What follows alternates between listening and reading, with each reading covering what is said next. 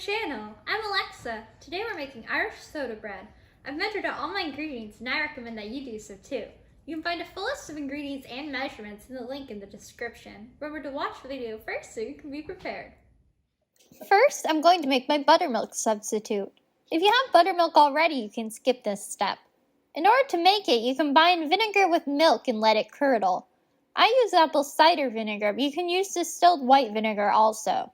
To start, you pour your vinegar into your measuring cup and then fill the rest of it with milk.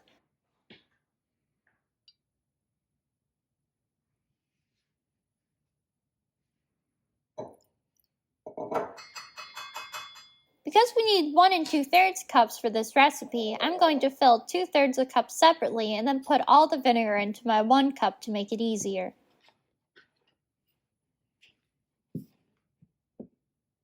It will still work so long as you combine the 1 2/3 cups together so the entire thing will curdle. After your milk and vinegar are combined, let them sit for 5 minutes.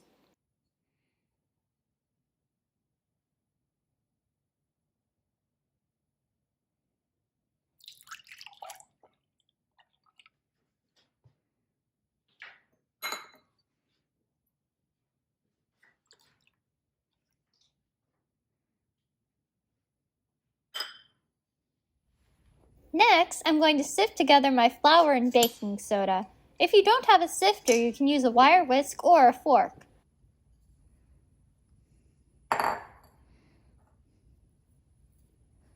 When you're sifting, you can push the ingredients through using a rubber spatula or a spoon, or you can just tap the sides of it with your hands.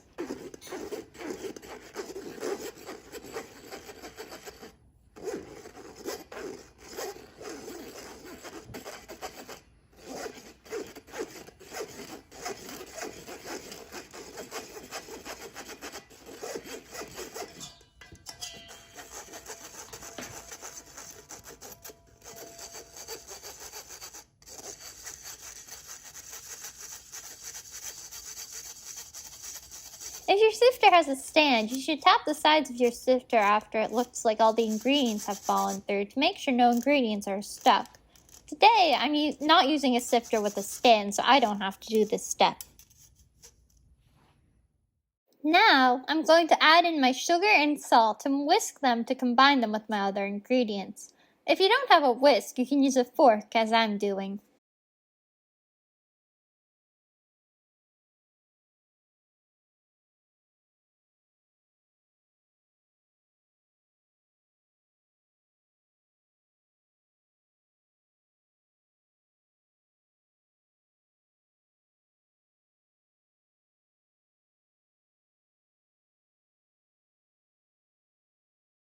Next, I'm going to add in my butter. I cut it into small pieces so it will combine better with my batter and it'll be less likely to melt.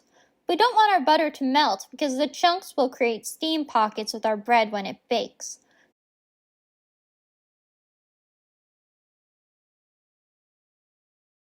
To combine them, I'm going to use my hands. You can also use a pastry blender. I'll show you how to do that afterwards. If you use your hands, try not to hold any of the pieces of the butter too long in your hands, otherwise they will melt. We don't want it to be combined, so just make sure that the butter is spread out throughout your ingredients and isn't in too large pieces.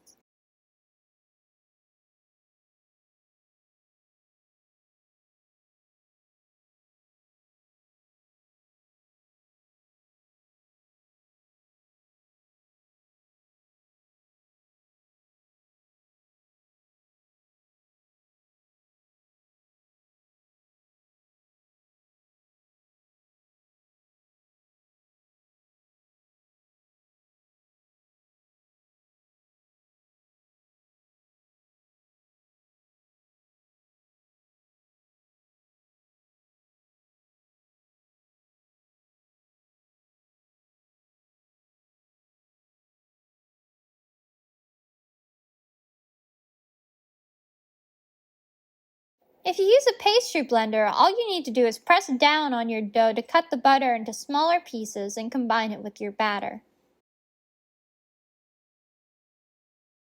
Now, I'm going to add in my egg. Before I do that, I'm going to scramble it with a fork.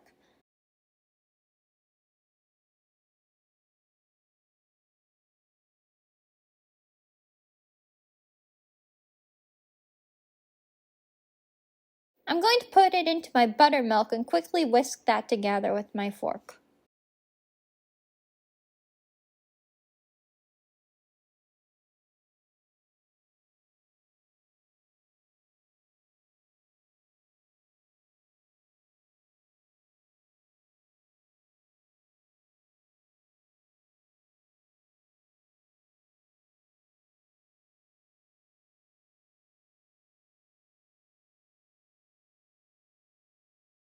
Before I add my buttermilk mixture into my mixing bowl, I'm going to create a well in the middle of my ingredients so I can pour my buttermilk mixture into it.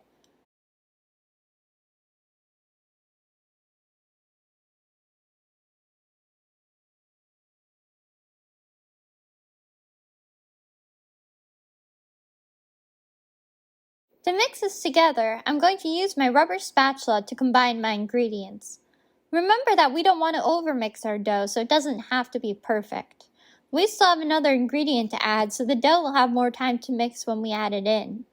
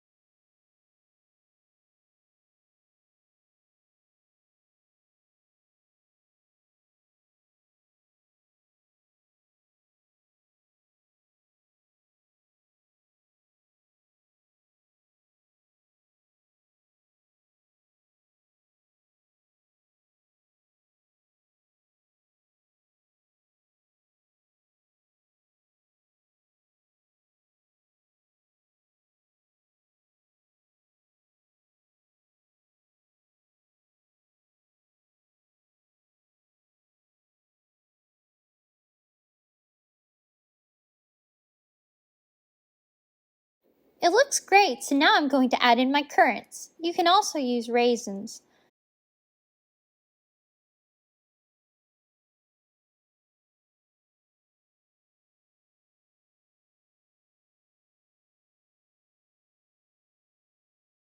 Mix them into your dough until they're evenly spread out.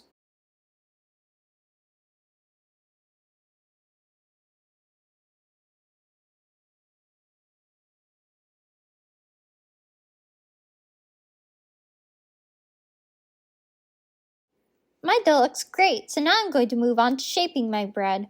Before I start, I'm going to put some flour onto my cutting board so the dough doesn't stick to it.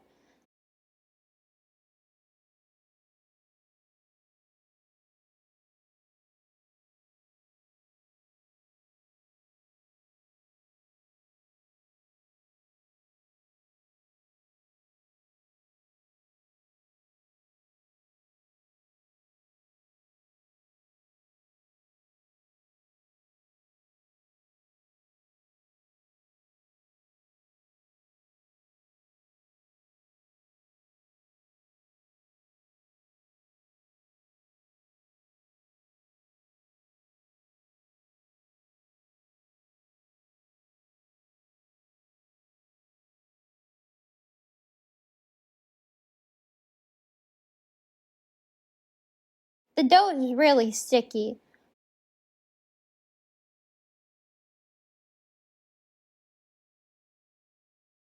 When you're shaping your bread, make sure that you don't press down on it because that could cause it to deflate. Just tuck the sides of the dough in towards the center to shape it into a circle. It doesn't need to be perfect. I'm going to put a little bit more flour down because my dough is sticking to the cutting board. Once you've finished shaping your bread, flip it over so you can see how it looks.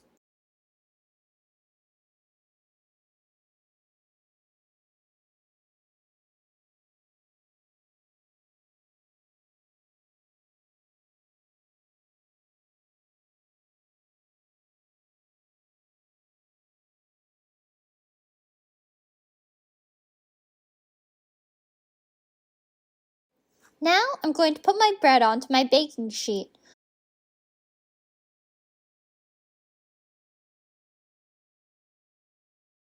Before I put it into the oven, I'm going to cut an X onto it using a serrated knife about an inch down. This will help the bread rise better when it's in the oven and cause it to rise more evenly.